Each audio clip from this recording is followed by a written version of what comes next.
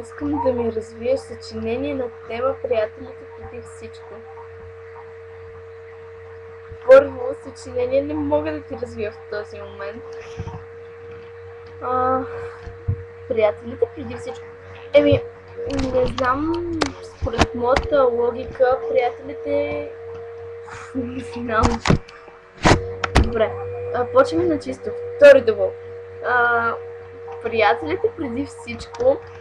Не знам, не си представям живота без приятели, не си представям живота без някой, който, когато си в труден момент, да ти каже не дей да плачеш, аз съм тук, да те прегърне, някакви си такива глупости.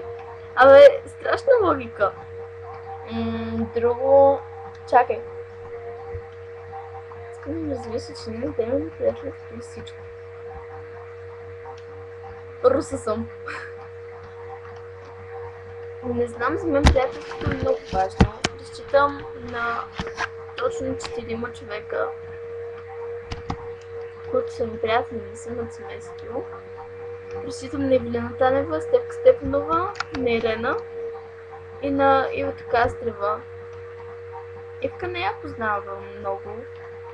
Ивета Кастрева за нея само. Просто не я познавам много, но от няколко месеца разбрах, че тя е човек, на който може да си има адско много доверие и е такива глупости.